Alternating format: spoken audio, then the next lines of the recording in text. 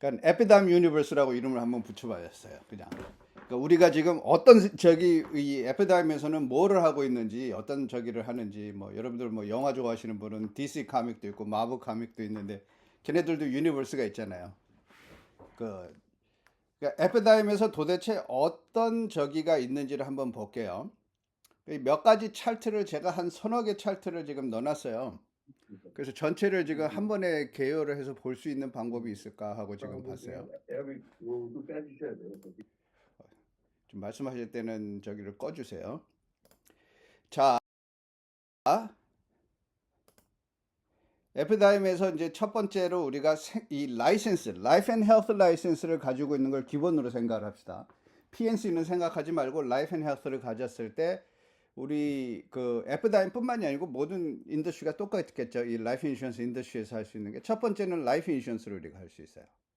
그럼 라이프 인슈런스를 하면 라이프 인슈런스가 이제 두 부류로 나가겠죠. 인디비주얼 라이프 인슈런스가 있을 수 있고 그룹 라이프 인슈런스가 있을 수 있어요. 그러니까 인디비주얼 우리가 라이프 인슈런스 그냥 뭐 대부분 쓰는 게 90% 정도가 다 인디비주얼을 하게 되겠죠. 그룹이라고 그러면은 아까 이야기한 대로 키 퍼슨 비즈니스에서 저기 하는 거. 뭐 익세큐티브 보너스 플랜, 스플릿 달러 이런 것들도 그룹에 들어가요. 대부분 그걸 우리가 뭐라고 부르냐면 그런 거는 비즈니스 컨티뉴에이션. 그러니까 비즈니스를 계속하기 위해서 할 수 있는 거. 그게 그룹으로 들어가죠. 돈을 회사에서 내니까. 그 다음에 인플로이 베네핏 플랜도 여기에 들어가겠죠. 인플로이 베네핏 플랜이라고 그러면 뭐 건강보험 하면서 건강보험 회사에서 생명보험 그 개런티 이슈 되는 거 저기 할 수도 있으니까 거기에 이제 그룹이 있어요.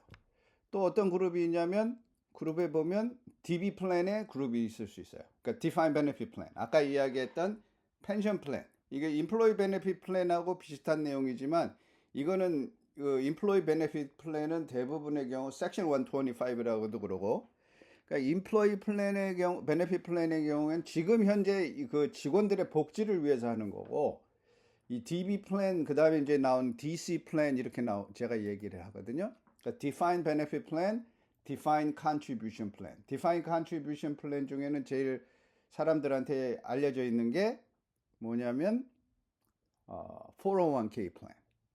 Defined Benefit Plan이면 나중에 은퇴해서 퇴직연금 받는 플랜. 그러니까 베네핏을 얼마 받을지 결정하고 들어가는 플랜이고 Defined Contribution은 지금 돈을 얼마를 집어넣을지 결정하는 플랜이에요. 오케이? 그러니까 펜션이죠.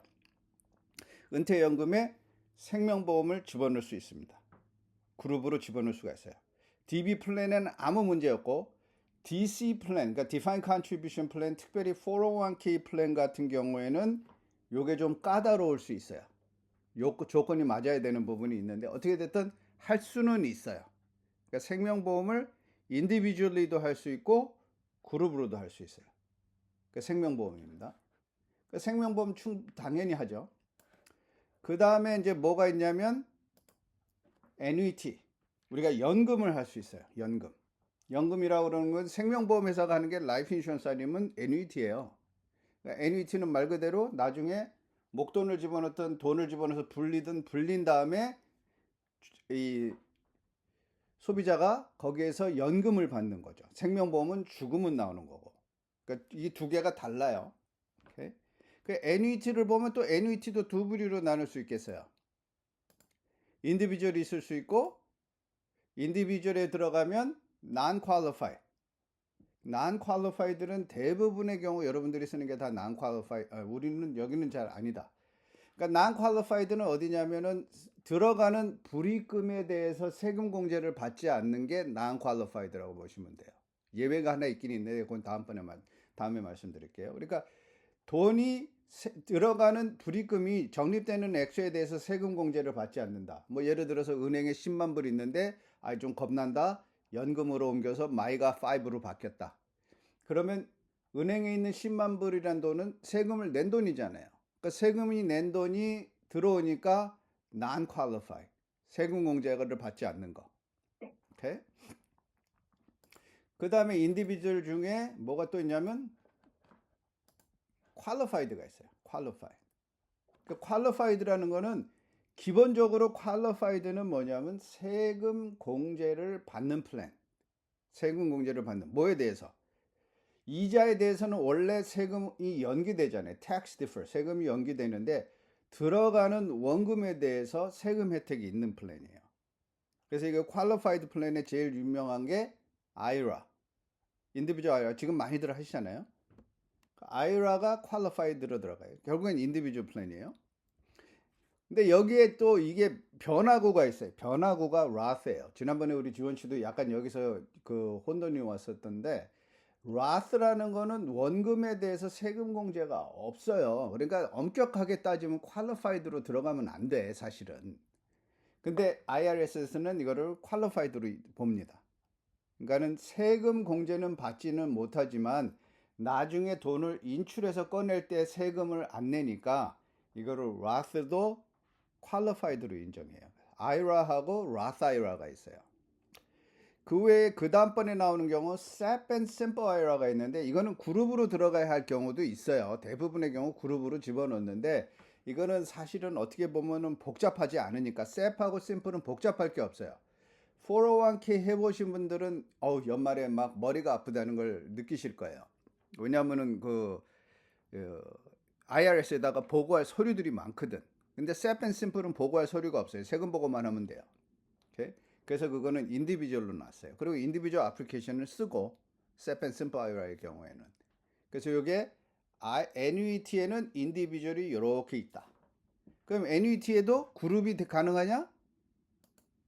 그룹 가능하잖아요. 오케이? 그럼 그룹으로 들어가는 annuity 플랜은 어디로 들어가냐면 아까 이야기했던 펜션 플랜으로 들어가는 거예요. 펜션 플랜, 연금 플랜.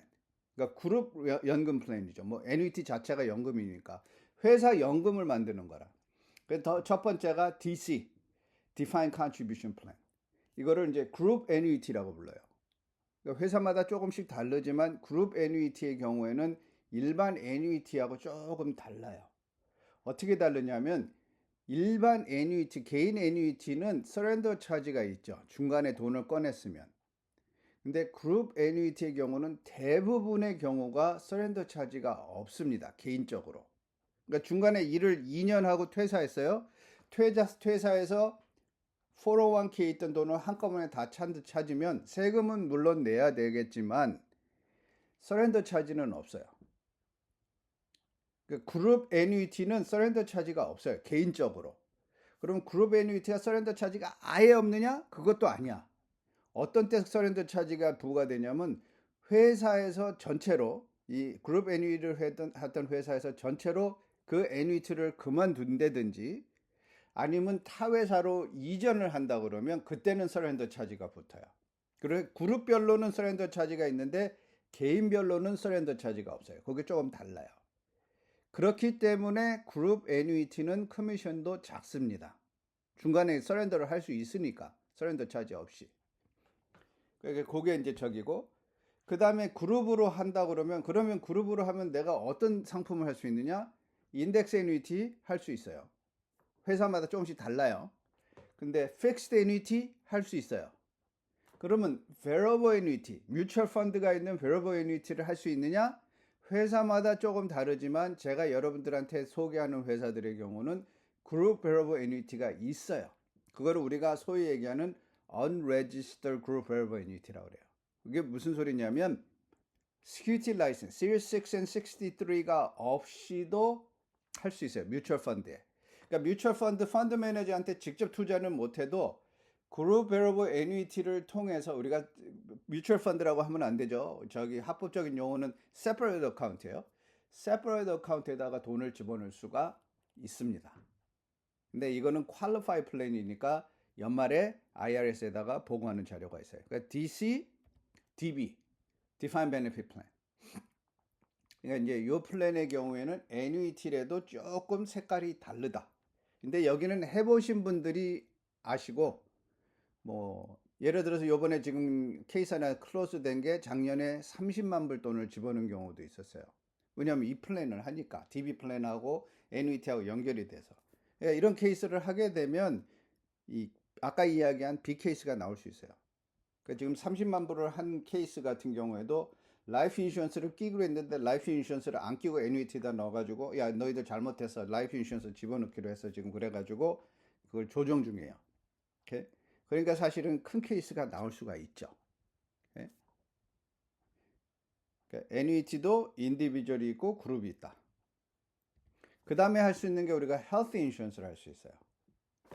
헬스 인슈런스를 저기는 헬스는 라이센스가 이제 분리가 돼가지고 헬스 인슈런스 라이센스가 따로 있어야 돼요. 예전에는 라이프 인슈런스에 포함이 됐었는데 헬스 인슈런스를 가지고 할 수 있는 것도 인디비주얼이 있고 인디비주얼로 들어가면 카버드 캘리포니아도 있을 수 있고 아니면 보험회사에 직접 할 수도 있고 인디비주얼 플랜이니까 패밀리 플랜 할 수도 있고 그 다음에 메디케어도 사실은 헬스 인슈런스 통해서 하겠죠. 메디케어는 여러분들 아시는 대로 맷섭이 있고 메디케어 어드밴티지 플랜이 있고 PDP 플랜이 있고 이렇게 지금 헬스 인슈런스에서 이렇게 나오는 거예요. 그럼 그룹으로 넘어가면 어떻게 되냐면 그룹에서는 그룹 헬스 인슈런스가 있을 수 있어요. 그렇죠? 그룹 헬스 인슈런스 중에 헬스 인슈런스만 하는 게 아니고 또 아까 얘기한 Employee Benefit Plan, Section 125이라고 해서 뭐 다른 뭐 Dental Plan, 뭐 어떤 경우에는 뭐 Prepaid Legal Service 이런 것들도 들어갈 수 있어요. 뭐 Vision, 안경 뭐 이런 것 그런 것들도 이 안에 들어갑니다. 헬스 인슈런스를 통해서. 그러니까 그룹 플랜이 있고 그룹 플랜 중에 여러분들이 잘 그 신경 안 쓰시는 부분이 뭐냐면 CCSB. CCSB가 뭐냐면 Covered California for Small Business. 카버드 캘리포니아가 인디비주얼만 하는 게 아니라 그룹 플랜도 해요. 그래서 카버드 캘리포니아를 통해서 그룹 플랜은 물론 당연하게 보험회사를 통해서도 할 수 있고 근데 CCSB를 통해서 하면 두 가지 장점이 있습니다. 첫 번째 그 카버 캘리포니아에 들어있는 모든 인슈런스 컴퍼니를 같이 할 수 있어요. 그러니까 카이서도 하고 블루실드도 하고 뭐 앤썸도 하고 이런 식으로 손님이 그 원하는 대로 직원이 원하는 플랜을 어느 거나 다 고를 수 있어요. 예를 들어서 우리가 앤썸으로 갔다 그러면 앤썸 말고는 다른 플랜을 하기가 어려워요. 그러니까 하나에 딱 묶이는데 CCSBA 같은 경우에는 그걸 다 열어놨기 때문에 직원이 원하는 플랜을 다 해줄 수 있어요. 또 하나 좋은 점은 뭐냐면 텍스 크레딧을 받을 수 있어요. 직원들 때문에 회사에서 내는 돈에 대해서 텍스 크레딧을 어느 정도 받을 수가 있습니다. 그 조건이 충족이 돼야 되지만 뭐 그거 얘기하려면 한도 없이 또 기니까 아무튼 그룹으로 헬스 인슈런스도 할 수 있다. 그 다음에 우리가 또 이 라이센스로 갈 수 있는 게 롱텀 케어하고 디서빌리티. 롱텀 케어하고 디서빌리티를 따로 분리를 해야 되겠지만 제가 같이 그냥 붙여놨어요. 롱텀 케어 플랜이 있고 디서빌리티 인컴에서 이것도 또 다른 필드예요.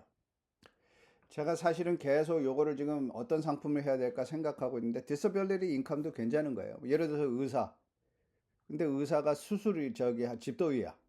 근데 뭐 몸이 아프면 어떻게 돼요? 더 이상 그 돈은 못 벌 거 아니에요. 그 돈에 대해서 인컴 리플레이스먼트 할 수 있는 플랜. Contractors Disability Insurance도 있어요. 뭐 예를 들어서 사다리 타고 올라가서 넘어져 가지고 더 이상 소득이 없다. 그럼 Disability 인컴을 받을 수 있는 플랜들도 있어요. 그러니까 뭐 롱텀 케어는 여러분 아는 것처럼 2 out of 6. 6가지 일상생활 중에 2가지 이상을 90일 이상 못하면 받을 수 있는 플랜. 이런 것들도 디서빌리티하고 유사한데 똑같지는 않아요. 그러니까 사실은 분리를 해야 되는데 뭐 분리하는 것보다 그냥 같이 묶자 그래서 지금 저기 했어요. 그럼 여기 보면 스탠더론. 그러니까 스탠더론이라는 소리는 이 플랜 자체가 그냥 롱텀 케어로 나온 거야. 플랜 자체가 디서빌리티 인슈런스로 나온 거예요. 이것도 한 방법일 수 있고 아니면 라이프 인슈런스 베이스. 그러니까 생명보험에 특약으로 들어가는 경우도 있을 수 있고 아니면 annuity 베이스 연금 플랜에 들어갈 수 있고 복잡하죠. 이 플로우 차트를 보면 정신이 없어요. 그러니까 뭐 크게 라이프 인슈런스, annuity, 헬스 인슈런스, 롱텀 케어 디서빌리티 이렇게 들어가고 거기에 대부분 제가 인디비주얼하고 그룹으로 이렇게 나눠놨어요. 그러니까 이런 플랜들이 쭉 있다. 그러니까 이 플랜의 상품은 여기다가 우리가 끼워 맞추는 거예요.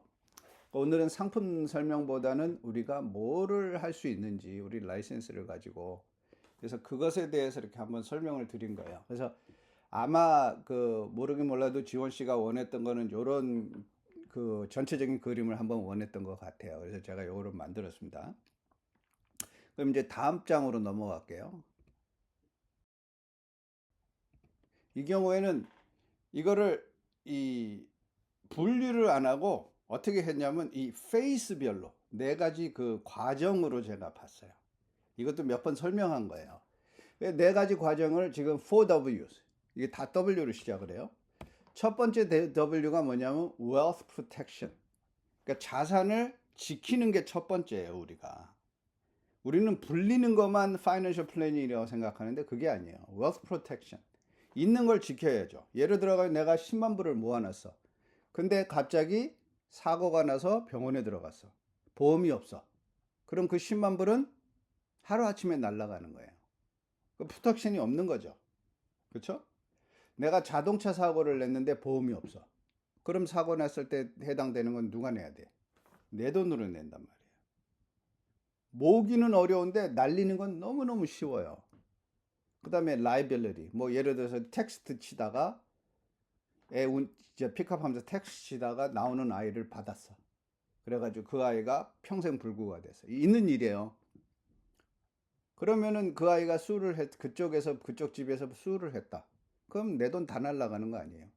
뭐 잘못하면 저기 웨이지 가니시먼트도 들어오고 아무것도 못 하는 거죠.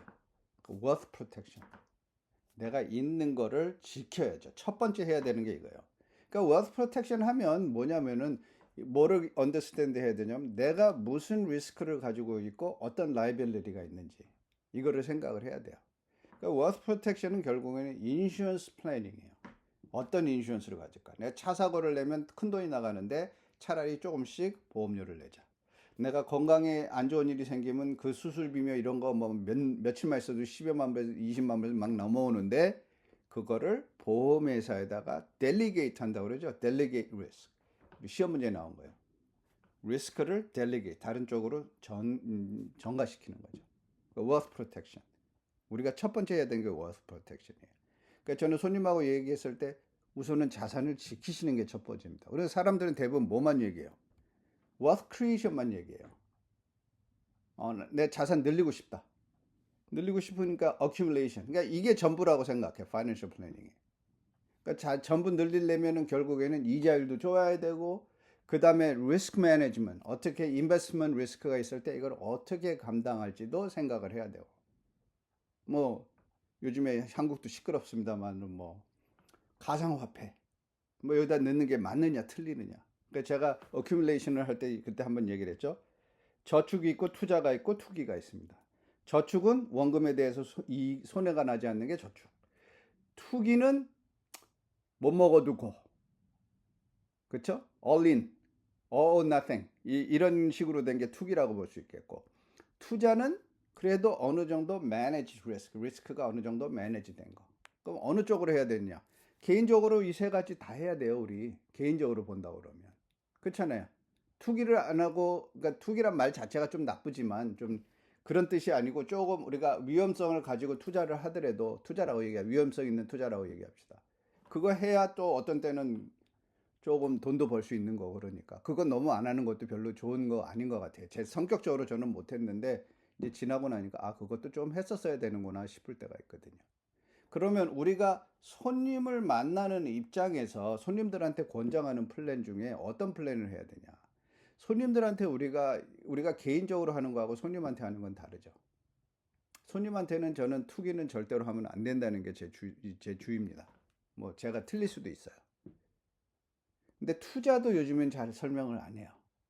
투자도 해보니까 그게 아니더라고. 우리가 다 이해를 하면서 넘어간다 하더라도 투자는 어떻게 될지는 아무도 모르니까. 그러니까 저는 결국엔 어디로 돌아섰냐면 저축으로 돌아섰어요. 그러니까 저축을 하면서 수익성이 높은 걸 찾다 보니 인덱스 상품이 나온 거죠. 그러니까 accumulation. 잘하게 하는 거. 잘하게 하면서 또 뭐를 또 해야 되냐면 minimize tax. 세금 관리를 잘해서 세금을 줄일 수 있는 방법을 찾아야 되는 거죠. 이게 wealth creation. 그럼 protection, creation, 그 다음에 뭐가 있겠어요? distribution. 이걸 꺼내 쓰는 거. 꺼내 쓰는 거는 결국엔 인컴 매니지먼트예요. 이 돈을 어떻게 꺼냈을까? 한꺼번에 꺼내는 게 맞는가? 한꺼번에 꺼내는 건 사실은 별로 권장할 게 아니죠. 왜냐면 세금 다 한꺼번에 내야 되니까. 근데 나 outliving money. 내가 돈보다 더 오래 살면 어떡해? 그럴 때를 위해서 라이프타임 인컴도 하는 거고. 그러니까 나이를 먹으면 먹을수록 인컴 매니지먼트로 가게 되더라고. 어큐뮬레이션 사이드는 좀 젊었을 때고, 어떤 분이 어저께 저한테 손님이 와서 나 리타이먼트 플랜을 해야 되는데요. 그래요. 그래서 연세가 어떻게 되시는데요? 그러니까 63살이래. 그러니까 제가 아주 시비얼하게 얘기를 했어요. 아무것도 없으면 지금 할 수 있는 게 별로 없습니다. 자산 은닉이냐? 자산 증식이냐? 지금 이때 오셨으면 차라리 자산 은닉으로 들어가야 된다. 하실 수가 없습니다. 뭐 어떡하겠어요? 그 뭐 한 달에 200불 내시면 이만큼 빠요. 그거 아닌 거 우리가 빤히 아는데. 그렇잖아요. 그럼 맞춰서 우리가 해야 되는 거예요. 인컴 매니지먼트. 그 여기서도 돈을 꺼낼 때 어떻게 하면 세금을 줄일 수 있겠느냐. 이 상황에서는요. 어떤 에이전트가 이 질문을 해가지고 제가 깜짝 놀랐는데 돈을 꺼내면서 세금 공제를 받을 수 있는 방법이 있나요? 그러고 질문이 왔어요. 여러분들 돈을 꺼내면서 세금 공제 받을 수 있어요? 우리 알렌 선생님, 돈을 꺼내면서 세금 공제 받을 수 있습니까? 글쎄요, 어려운 질문인데요. 없는 것 같은데. 없죠. 돈을 꺼내는데 어떻게 저기 세금 공제를 받아? 말이 안 되는 걸 하는 거예요. 이거는 어설프게 아는 거지. 돈을 꺼내는 돈은 세금 내는 거예요. 그러면 어떻게 텍세이션을 줄이냐? 그 돈을 적게 꺼내야 세금 공제를 하는 거고. 그 다음에 디스트리뷰션 뭐 charitable remained trust를 해서 그 트러스트에다가 목돈 집어넣고 조금씩 빼면 조금씩 빼는 돈이니까 그게 세금 공제 되는 거고. 세금 공제는 아니고 세금을 줄이는 방법인 거고. 그러니까 돈을 꺼낼 때 어떻게 꺼낼까? 그럼 돈의 단계예요. 지금 있는 거 지켜야 되고 돈이 자라야 되고 그 다음에 돈을 꺼냈어야 되고 그 다음에 단계가 뭐겠어요? 마지막 단계지. wealth transfer. 이 돈을 다음 세대에 넘겨주는 거. 혹 그게 내가 살아있을 때든 죽어있을 때든. 그 살아있을 때 넘겨주면 세금은 어떻게 되는가? 여기에 소위 얘기하는 gift tax, estate tax가 여기에 포함이 돼요. 인컴 텍스도 나올 수 있고. 그러니까 돈을 어떻게 넘겨줄 것인가. 그러니까 첫 번째가 많은 분들이 세금 얘기하는데 세금보다 더 힘든 게 죽어서 나온 저기 할 때, 뭐 살아서도 그렇고, 이 프로베이스를 지나가야 돼요. 그러니까 프로베이스를 어떻게든지 피해야죠. 명의 이전을 어떻게 그 할 수 있는, 현명하게 할 수 있는지.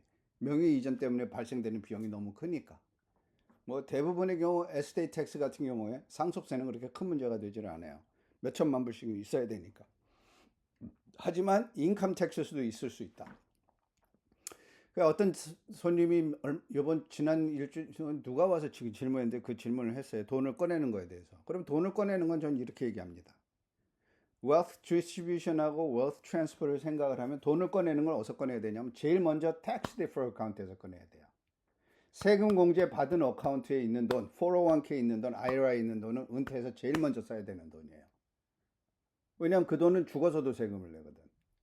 그래서 그 돈을 가지고 있는데 IRA에 50만 불 있는데 30만 불 쓰고 죽었어. 그럼 20만 불이 어디로 가냐면 그 다음 세대로 넘어가잖아요. 그 20만 불 다음 세대가 돼서도 세금을 내야 돼요. 그러니까 될 수 있으면 그 플랜은 내가 살아서 다 써야 되는 돈인 거죠. 오케이? 그러니까 그런 플랜도 지금 생각을 해야 된다는 거죠. 그래서 4W, Wealth Protection, Wealth Creation, Wealth Distribution, Wealth Transfer. 이거는 세금도 마찬가지예요.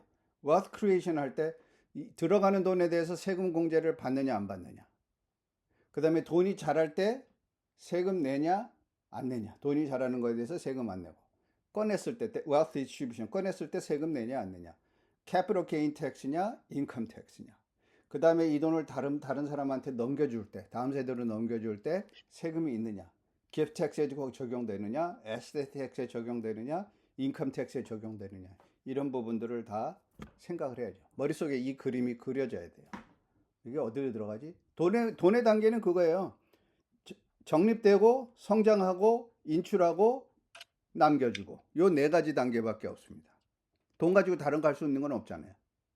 이 네 가지 단계를 어떻게 하고 어떻게 유용스럽게 하고 어떻게 세금이 적용되는지를 알아야죠. 여기서 질문이 있는데요. 예. 지금 아까 그 질문, 돈을 꺼내면서도 세금 공제를 받을 수 있는가 하는 질문을 했을 때 지금 앞에서 쭉 짚어주신 플랜 중에서 Roth IRA 같은 거는 세금 없잖아요. 세금이 없죠. 세금 공제를 받는 게 네. 아니라 세금 자체가 없는 거죠. 그러니까 시작할 때 제대로 했어야 되는 거예요. 내가 원하는 게 뭔지를 통해서. 그렇죠. 받을 때 꺼내서 쓰면서 세금 공제를 받을 수는 없지만 세금을 아예 안 낼 수 있는 게 있으니까 그러니까 그 부분은 그거를 wealth creation 자체 내에서 준비를 했어야 돼요. 그쵸. 예. 그리고 wealth distribution에서 이런 경우도 있어요. 제가 그 얘기를 할까 말까 했는데 그 질문이 나왔으니까 할게요. 예를 들어서 내가 IRA에서 돈을 꺼내 5만 불을 꺼냈었어요. 5만 불을 꺼냈었는데 세금이 20%야. 그럼 만 불이 있어야 되죠. 5만 불에 20%면 만 불이 아니구나. 5만 불에 20%는 만 불이네. 만 불을 세금을 내야 돼. 그러면 그 만 불을 어디서 꺼낼 거예요? 만 불을 또 IRA에서 꺼내 쓰죠.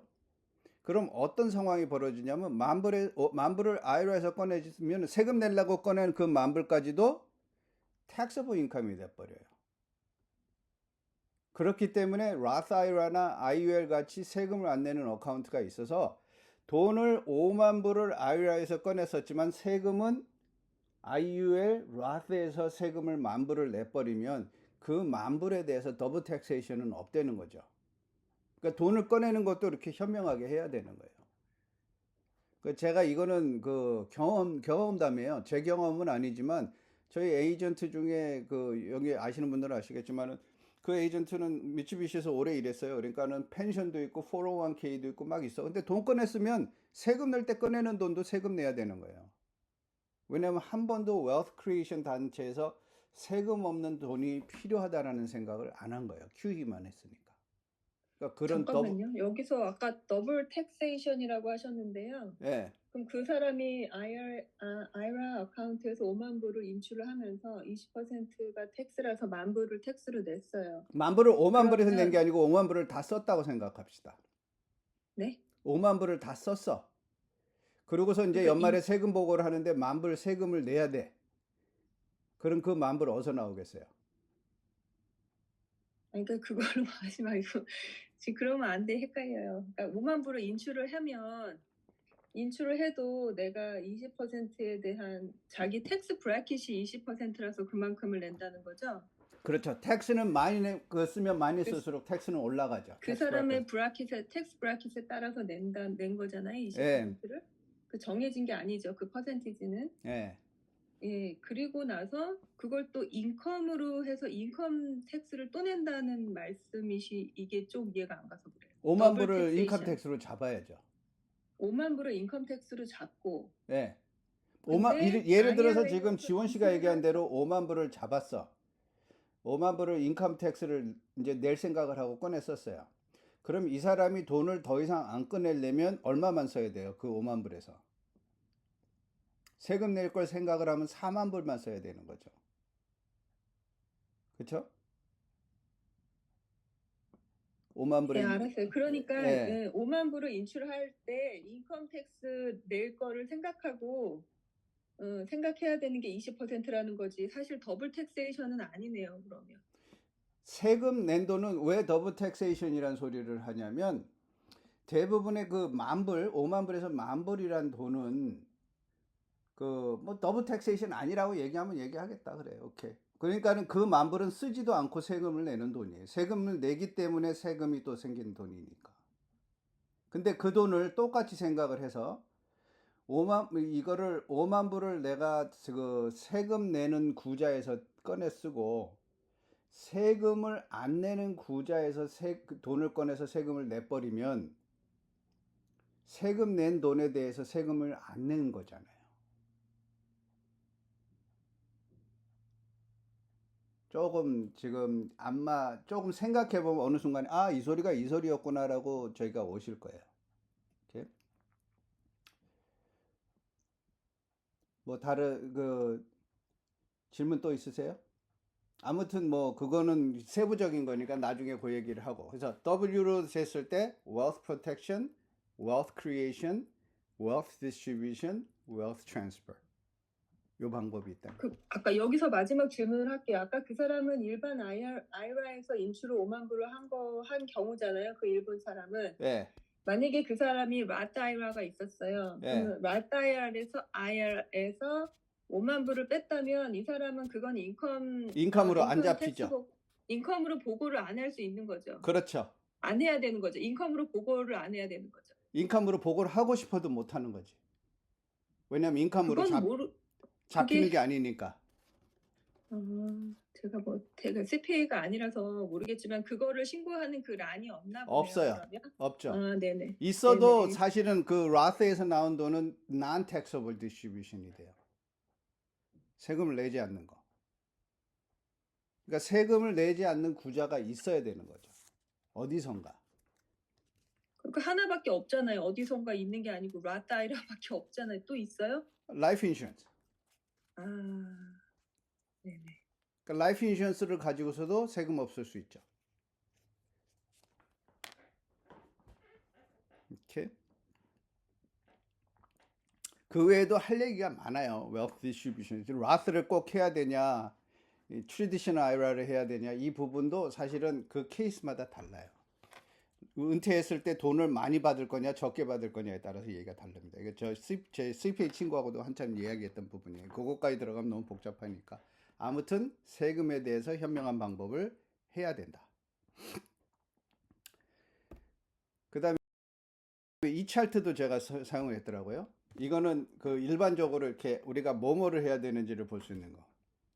그러니까 이거는 여기서부터는 컨셉이에요. increase cash flow. 돈을 늘려야 되는 거예요. 내가 쓸 수 있는 돈을 늘려야 돼. 그럼 쓸 수 있는 돈을 늘리는 방법은 두 가지예요. 돈을 많이 벌든지 쓰는 돈을 줄이든지. 요즘에 제가 느끼고 있는 것 중에 하나가 은퇴를 하려면 돈이 많으면 은퇴를 한다라고 생각을 했는데 요즘엔 그렇지가 않더라고요.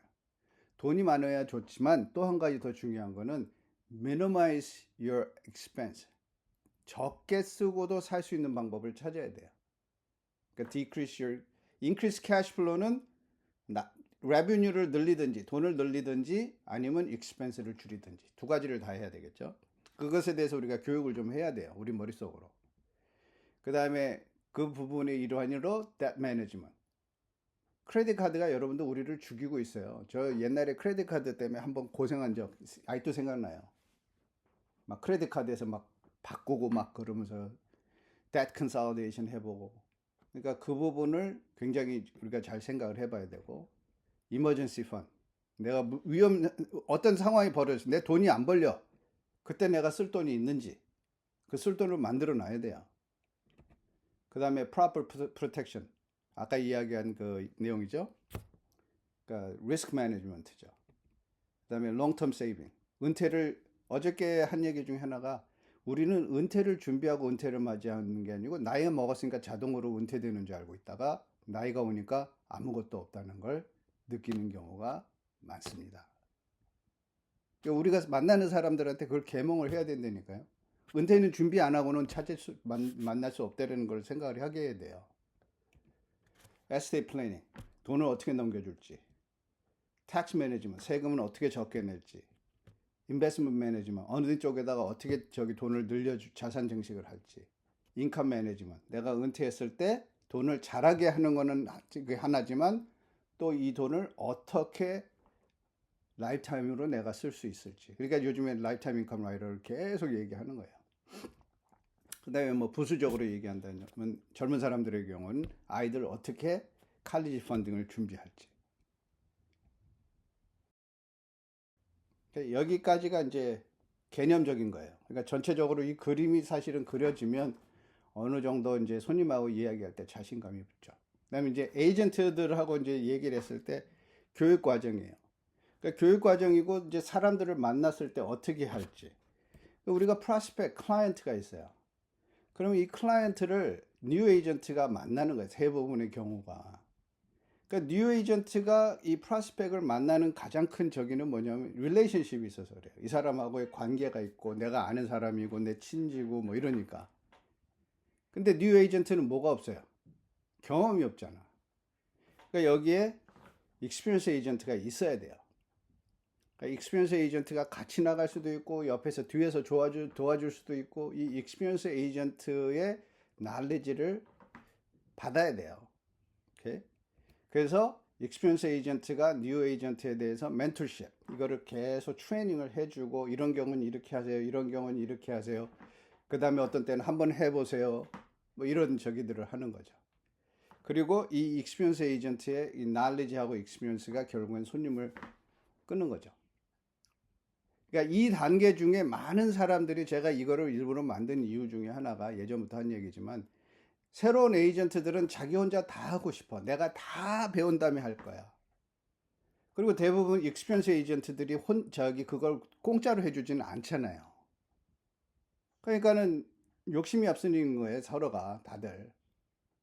근데 그러면 뭐 익스피리언스 에이전트는 욕심이 없냐? 익스피리언스 에이전트들도 욕심이 있으니까 멘토십을 안 준다고. 근데 이 삼각형 구조가 제대로 돼서 진행이 돼야만 제대로 손님을 저기를 하는데 이 삼각형 구조가 제대로 되지 않은 상태에선 제일 손해를 보는 사람이 클라이언트예요. 말도 안 되는 상품을 파는 일도 있고. 그러니까 이 부분을 생각해서 내가 도움이 필요할 때 도움을 받을 수 있는 상대가 있어야 돼요. 뭐 펜션 디자인 하겠다. 처음 하는 사람이 펜션을 어떻게 해? 밑도 끝도 없이. 그런 부분. 그다음에 이제 마지막으로 이 트레이닝 단계에서 제가 머릿속으로 생각하는 단계예요. 이 사람은 이 단계다. 이 사람은 이 단계다. 이 사람은 이게 4C 그렇게 얘기를 하는데 이 페어런팅 세미나에서 제가 듣고서 만든 거예요. 페이스 1, 캅 페이스. 캅은 뭐예요? 영어로 얘기해서 캅은 경찰. 그러니까 경찰이니까 이 사람은 지금 이 에이전트는 너무 시작한 지 초짜래서 쉽게 얘기하면 하나하나 다 세부적으로 봐야 돼. 이 사람이 제대로 하고 있는지. 그러니까 시간도 많이 가. 근데 그렇게 해야 되는 사람들이 있어요. 두 번째 단계가 코칭 단계. 이 사람은 조금 그래도 어느 정도 됐다. 그러니까 코치 단계 정도 되면 요거만 좀 수정해. 요럴 땐 요렇게 하는 거 보고서는 그때 이거 했지. 뭐 잘못한 거 가지고 배우는 거야. 뭐 이렇게 해서 두 번째 단계. 그러니까 어떤 사람은 코칭 단계예요. 그 캅에서 코칭 단계로 넘어오면 무슨 소리 하냐면 왜 나한테 다 얘기 안 해줘요? 다 얘기 일부러 안 해줘요. 실수하고 넘어지라고. 그 다음에가 이제 카운셀러 단계. 이 단계만 와도 괜찮아요. 카운셀러 단계는 자기가 하다 보니까 모르는 게 생겼어. 모르는 거 물어보는 단계. 그럼 대답해 주는 단계. 제가 제일 원하는 게 네 번째 단계예요. 치어리딩 단계. 잘했습니다. 박수만 쳐주는 단계. 다 잘하니까. 그러니까 요 단계별로 지금 저기를 해야 되는데 본인이 어느 단계에 있는지는 한번 본인도 생각을 해봐야 되고 내가 만약에 에이전트가 있으면 어디까지 내가 해야 되는지를 생각해야 돼요. 이거를 생각하지 않고 저기를 하면 항상 그러면 컨플릭이 생기더라고. 트레이닝 해주는 사람하고 트레이닝을 받는 사람의 관계에서. 그러니까 이게 똑같은 에이전트라도 에이전트가 다 똑같지 않잖아요. 자기 그 익스피리언스 레벨이 다르고 자기가 가지고 있는 게 다 다르니까.